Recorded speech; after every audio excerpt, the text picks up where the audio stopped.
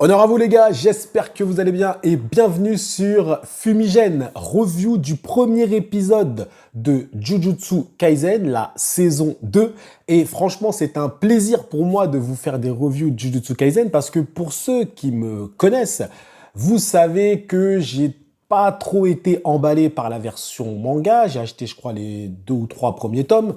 J'avais pas kiffé, le style graphique était selon moi pas ouf en tout cas au début, même si attention il y avait des fois des belles pages et tout, mais au global j'étais pas vraiment attiré et le scénario ne m'avait pas accroché aussi. Par contre derrière j'ai regardé l'animé et c'est vrai que l'animé m'a un petit peu réconcilié avec l'œuvre parce qu'il était tout simplement magnifique. Mais je n'ai pas non plus été subjugué par Jujutsu Kaisen, faut dire la vérité. Donc voilà, j'ai demandé aux gens s'ils voulaient que je fasse des reviews afin que je vous partage évidemment mes émotions au fur et à mesure et peut-être que mon avis va évoluer, j'espère qu'il va évoluer en bien sur Jujutsu Kaisen et bah écoutez, j'ai accepté évidemment parce que voilà, on est sur Fumigène, c'est un peu une chaîne manga animée donc effectivement, en plus j'ai fini les reviews Demon Slayer donc bah voilà, j'ai un autre animé tout de suite, il y a toujours de toute façon de l'actualité. Les frérots, je vous rappelle d'ailleurs que je serai présent à la Japan Expo, stand R713. Vous retrouverez notamment les tomes de Broken Horizon, tome 1, 2, 3 et évidemment le tome 4. Il va arriver bientôt là, pour l'instant ça c'est la version on va dire non définitive et la version définitive sera disponible évidemment pour la Japan Expo. Peut-être même avant d'ailleurs, restez connectés les frérots. Bon, épisode 1, Jujutsu Kaisen. Alors, tout de suite j'ai été un petit peu surpris parce qu'on ne reprend pas sur Yuji Itadori, etc. et ses potos là, et on arrive tout de suite sur Gojo. Donc, Satoru Gojo, c'est un peu le mec ultra cheaté de Jujutsu Kaisen. D'ailleurs, ça serait intéressant qu'on ait des explications sur son pouvoir, pourquoi il est aussi puissant. Parce que dans la saison 1, il m'avait fait une impression de quasi-invincibilité. C'était ça, hein. Et quand je discute un peu avec les personnes qui, eux, suivent en scan Jujutsu Kaisen, ils me confirment que c'est le cas. Ce gars est quasiment invincible. Donc, j'aimerais bien avoir des explications. Ça serait intéressant. Et donc, Gojo, là, on est quelques années avant, hein, je pense, hein, des événements présents dans Jujutsu Kaisen.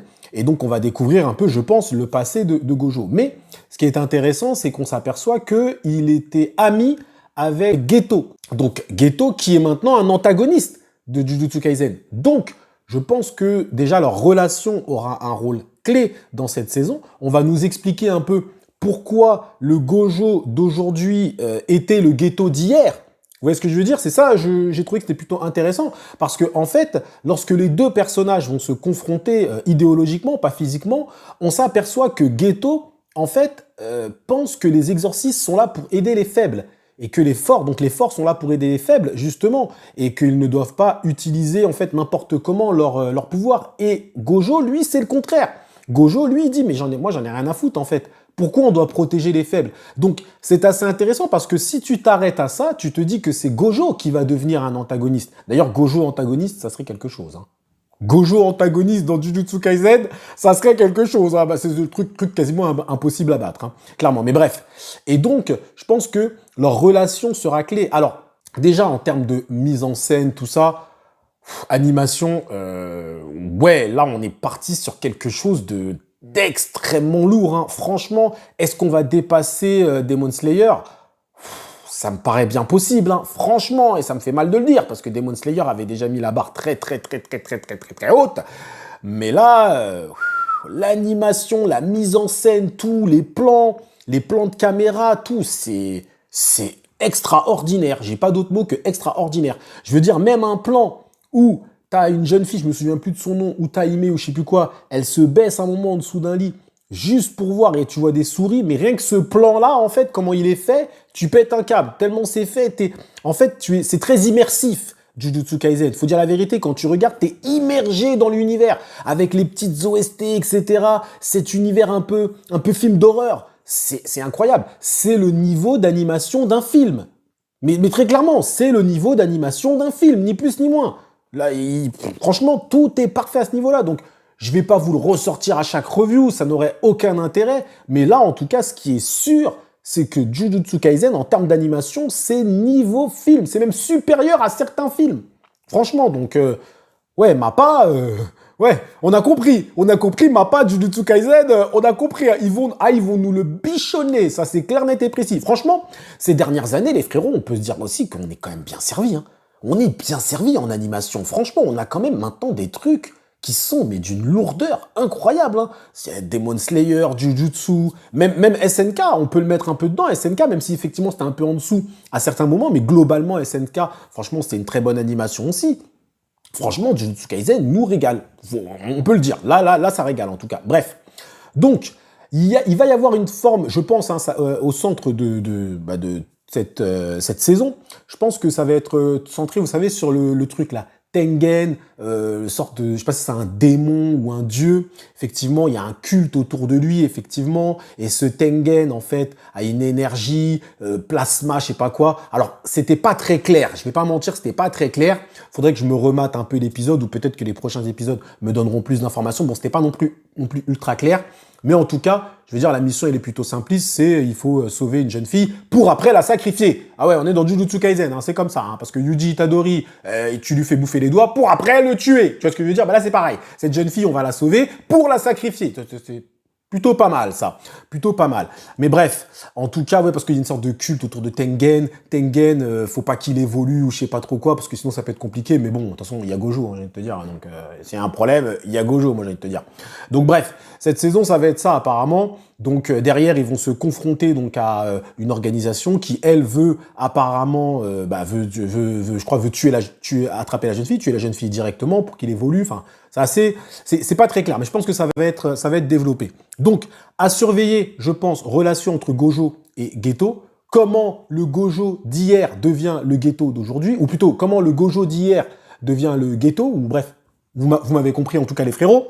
Et finalement, comment le Geto d'hier devient finalement maintenant l'antagoniste. Alors que le Geto, lui, il avait l'air d'être un peu plus intelligent, gentil, etc.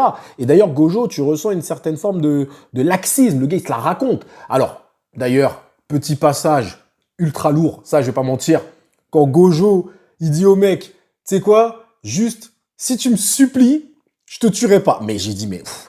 j'avoue, franchement, je vais pas mentir. Hein. Là, ça pète la classe. Franchement, Gojo, je vais pas mentir, il pète la classe. Franchement, je comprends pourquoi il y a autant de fans de Gojo, nanani, nanana, parce que on lui met des répliques, on lui met des punchlines qui sont tellement lourdes que tu te dis, mais c'est un truc de fou. Mais Geto, pas mal, hein. Geto, pas mal aussi, hein. Franchement, j'apprécie bien. Là, ils ont une forme d'assurance. Tu sens qu'ils sont déjà très, très, très, très forts, alors que ce sont encore que des apprentis.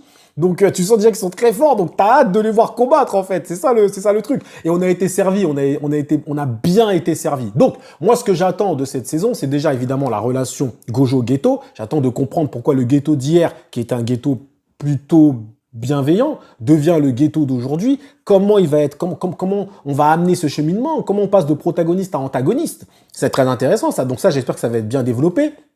J'attends également aussi des explications concernant ce truc de Tengen, je sais pas quoi, nanani, nanana, ok. Ça serait bien aussi qu'on découvre d'autres personnages, évidemment, hein, évidemment.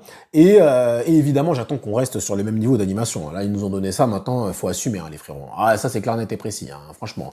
Et j'attends aussi de comprendre pourquoi le Gojo d'hier, et maintenant, il était plus ou moins un peu, bon voilà, il se la racontait un peu, il s'en foutait des faibles, devient le Gojo d'aujourd'hui. C'est-à-dire qu'un Gojo qui maintenant finalement se préoccupe un peu des faibles. Voilà, comment ils ont pu inverser leur rôle comme ça, qu'est-ce qui s'est passé? Donc là, c'est vraiment extrêmement intéressant. À mon avis, la relation entre les deux, c'est quelque chose d'assez lourd. Mais ça avait été teasé dans le film. Ça avait été teasé dans le film de toute façon qu'il y avait quelque chose entre les deux. Donc le film Jujutsu Kaisen 0 là qui était vraiment très très bon d'ailleurs. Et donc voilà. Bon, j'ai pas grand chose à dire non plus sur l'épisode. Faut attendre de voir, faut attendre que ça se développe. Ce qui est bien, c'est que moi je n'ai pas lu le manga, donc c'est que de la pure découverte. Donc encore une fois, je vais faire des théories.